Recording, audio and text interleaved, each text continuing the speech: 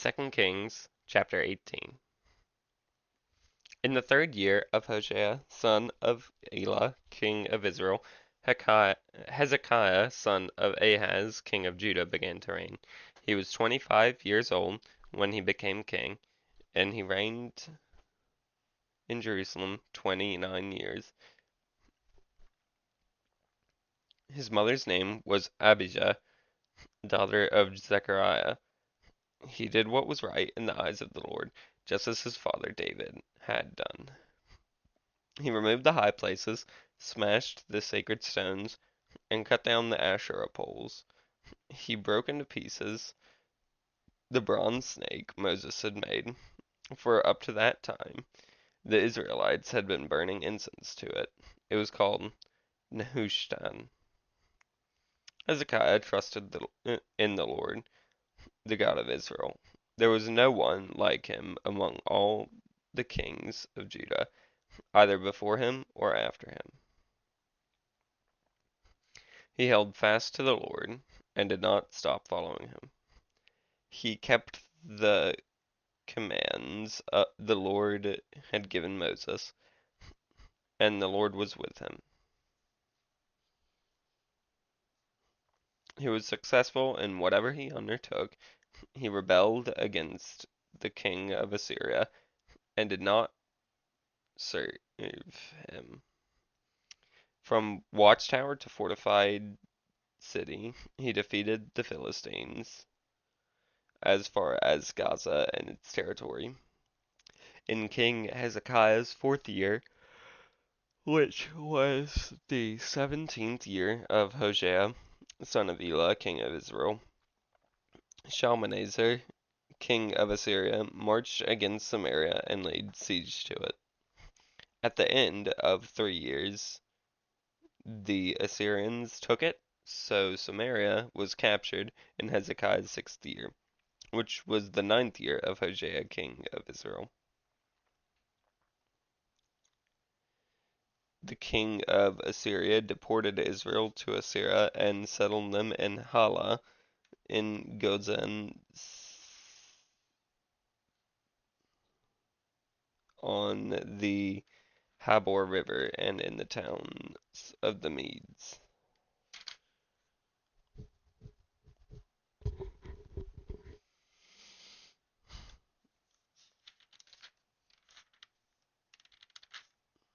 This happened because they had not obeyed the Lord their God, but had violated his covenant. All that Moses, the servant of the Lord, commanded, they neither listened to the commands nor carried them out. In the 14th year of King Hezekiah's reign, Sennacherib, king of Assyria, attacked all the fortified cities of Judah and captured them. So Hezekiah, king of Judah, sent this message to the king of Assyria at Lachish: I have done wrong. Withdraw from me, and I will pay whatever you demand of me. The king of Assyria exacted from Hezekiah, king of Judah, 300 talents of silver and 30 talents of gold. So Hezekiah gave him all the silver that was found in the temple of the Lord and in the treasuries of the royal palace.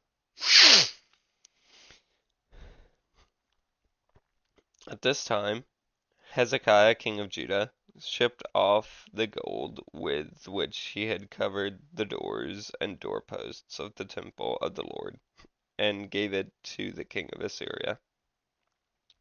The king of Assyria sent his supreme commander, his chief officer, and his field commander with a large army from Lachish to King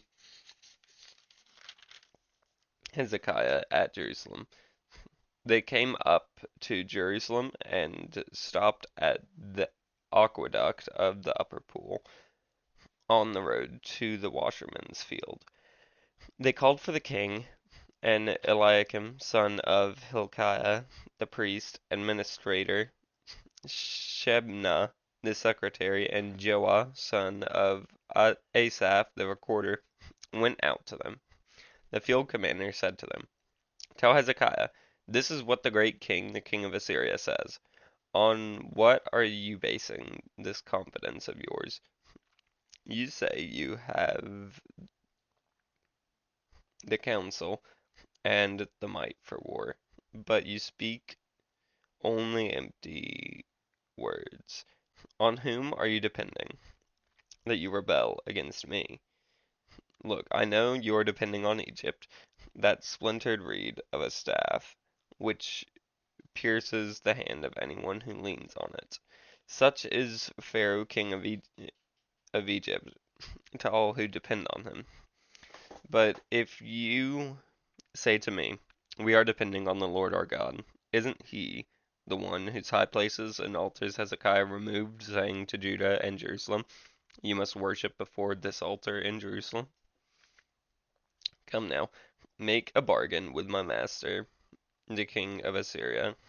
I will give you 2,000 horses, if you can put riders on them. How can you repulse one officer of the least of my master's officials, even though you are depending on Egypt for chariots and horsemen?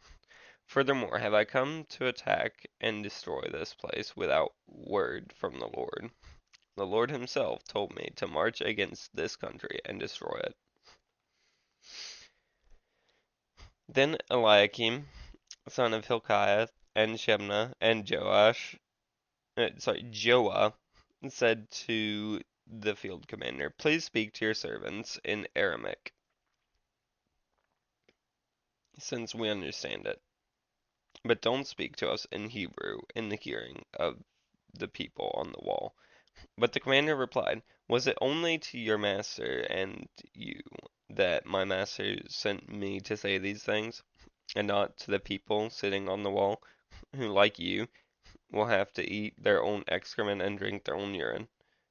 Then the commander stood and called out in Hebrew, hear the word of the great king, the king of Assyria. This is what the king says. Do not let Hezekiah deceive you. He cannot deliver you from my hand. So not do not let Hezekiah pursue you to trust in the Lord when he says, the Lord will surely deliver us. This city will not be given into the hand of the king of Assyria. Do not listen to Hezekiah. This is what the king of Assyria says. Make peace with me and come out to me. Then each of you will eat fruit from your own vine and fig tree and drink water from your own cistern, until I come and take you to a land like your own, a land of grain and new wine, a land of bread and vineyards, a land of olive trees and honey. Choose life and not death. Do not listen to Hezekiah, for he is misleading you when he says, the Lord will deliver us. Has the God of any nation ever delivered his land from the hand of the king of Assyria? Where are the gods of Hamath and Arpad?